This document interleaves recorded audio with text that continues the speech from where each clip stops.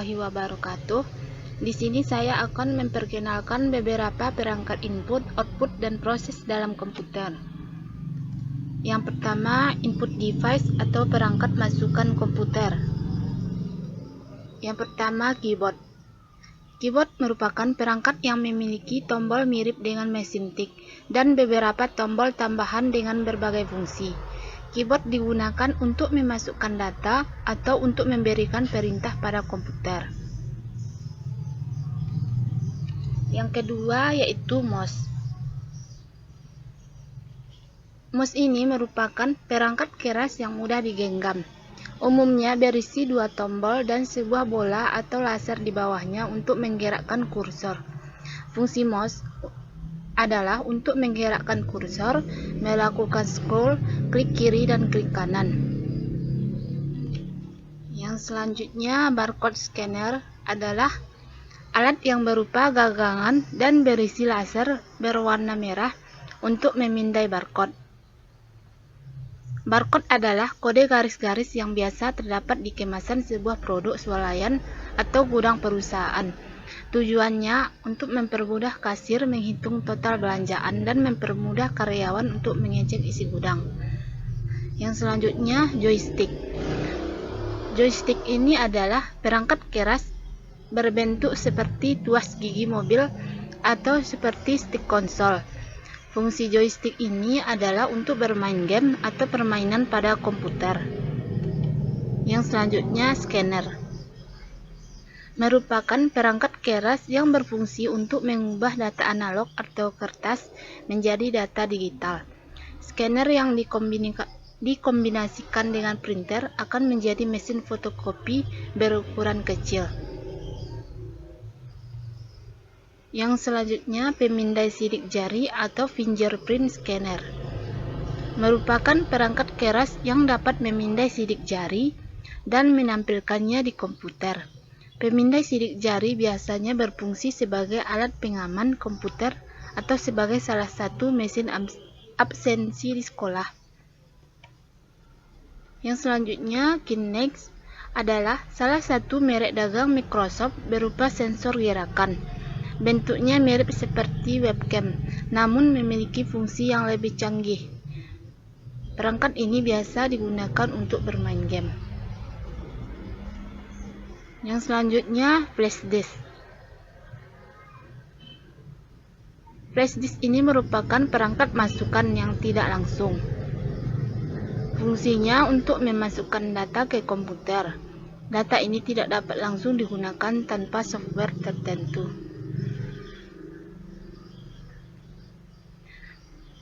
Yang selanjutnya, output device atau perangkat keluaran komputer. Yang pertama, monitor. Monitor adalah sebuah perangkat keras yang digunakan untuk mengeluarkan hasil pemrosesan yang dilakukan oleh komputer, berupa informasi yang dibutuhkan oleh user. Yang kedua, printer. Fungsi printer ini adalah salah satu hardware atau perangkat keras yang terhubung ke komputer dan mempunyai fungsi untuk mencetak tulisan, gambar, dan tampilan lainnya dari komputer ke media kertas atau sejenis. Istilah yang dikenal pada resolusi printer disebut DPI atau dot per inch. Maksudnya adalah banyaknya jumlah titik dalam luas area 1 inci. Semakin tinggi resolusinya, maka akan semakin bagus cetakan yang dihasilkan. Sebaliknya, jika resolusinya rendah, maka hasil cetakan akan buruk atau tidak bagus.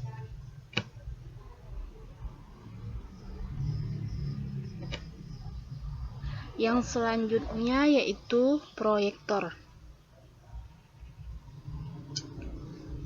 Proyektor ini merupakan perangkat keras yang mengintegrasikan sumber cahaya, sistem optik elektronik, dan display dengan tujuan memproyeksikan gambar atau video ke dinding atau layar.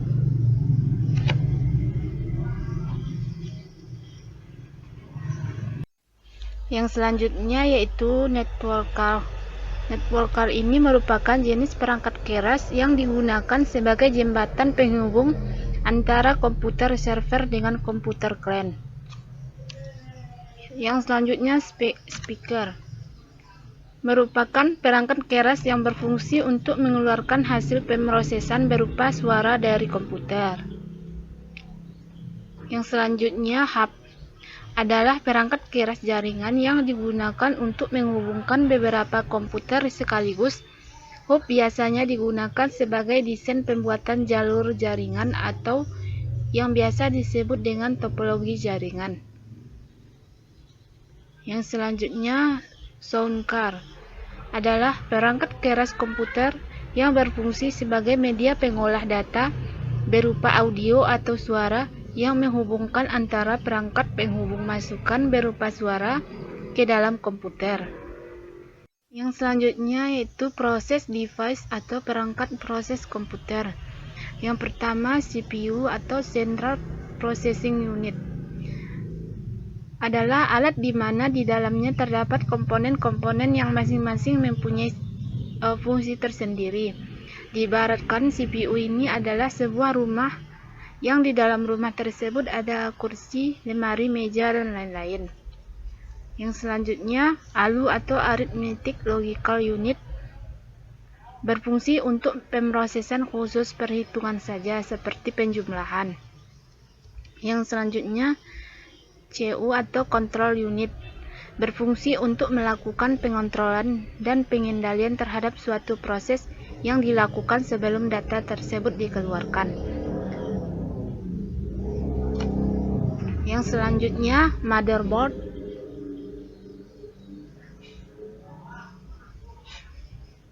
Motherboard ini berfungsi sebagai pusat pengendali dari proses sebuah komponen-komponen yang ada di komputer. Motherboard ini sering disebut dengan papan induk karena di dalamnya itu terdapat slot-slot untuk komponen yang akan dipasang.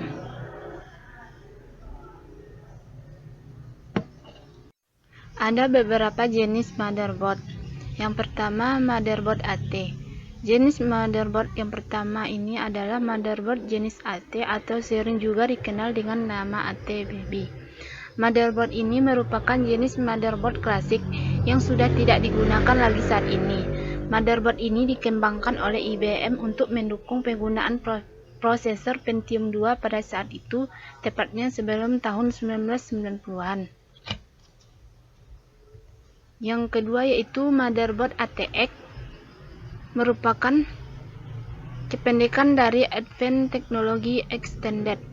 Motherboard ATX ini merupakan pengembangan dari jenis motherboard sebelumnya, yaitu AT yang memiliki banyak kekurangan. Motherboard ATX saat ini merupakan salah satu jenis motherboard standar yang banyak digunakan pada komputer di dunia. Yang ketiga, motherboard BTX.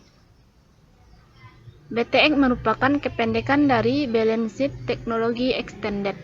Sesuai dengan namanya, motherboard jenis BTX ini menawarkan keseimbangan dalam penggunaan sebuah sistem komputer. Yang selanjutnya, motherboard ITX. Apabila motherboard jenis ATX dan juga BTX keduanya sama-sama memiliki ukuran yang besar, yaitu berkisar antara 300 mm hingga 200-an mm, maka tidak dengan motherboard jenis ITX. Motherboard jenis ATX atau yang dikenal dengan kepanjangannya Information Technology Extended ini memiliki ukuran yang jauh lebih kecil. Motherboard ITX didukung oleh VIA yang memiliki faktor level kecil yang sangat pas dan juga cocok untuk dibuat sebagai motherboard pada mini PC atau juga PC tablet dengan ukuran kecil. Yang selanjutnya yaitu prosesor. Prosesor ini berfungsi sebagai pengolah data serta membaca instruksi dari memori tentang apa yang harus dilakukan dan mengeksekusinya atau yang disebut alat pemroses. Yang selanjutnya register. Untuk menyimpan instruksi dan data yang sedang diproses oleh CPU, sedangkan instruksi-instruksi dan data lainnya yang menunggu giliran untuk proses masih disimpan di memori utama. Selanjutnya, cache memori. Untuk meningkatkan kinerja komputer, kalau komputer banyak yang terpasang alat ini, otomatis kinerja komputer akan lebih cepat. Yang selanjutnya ROM, Read Only Memory. Fungsinya untuk menyimpan firmware. Yang selanjutnya PCI atau Peripheral Component Interconnect. Merupakan slot untuk perangkat tambahan atau perangkat penanggulangan komponen mainboard rusak, sehingga dengan adanya slot PCI bisa digunakan. Yang selanjutnya floppy disk atau disket adalah perangkat penyimpanan data yang terdiri dari sebuah medium penyimpanan magnetis bulat yang tipis dan lentur, dilapisi lapisan persegi yang berbentuk persegi atau persegi panjang. Yang selanjutnya yaitu hard disk. Hard disk ini merupakan piranti penyimpanan sekunder di mana data disimpan sebagai pulsa magnetik pada piringan metal yang berputar dan terintegrasi. Data disimpan dalam lingkaran konsentris yang disebut track. Hard disk ini merupakan media penyimpanan yang didesain untuk dapat digunakan menyimpan data dalam kapasitas yang besar. Yang selanjutnya power supply. Power supply ini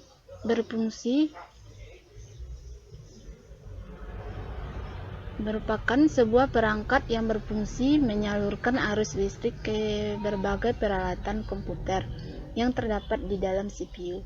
Perangkat ini memiliki 5 konektor atau lebih yang dapat disambungkan ke berbagai peralatan seperti motherboard, hard disk, floppy disk drive, CD-ROM, DVD-ROM, dan sebagainya.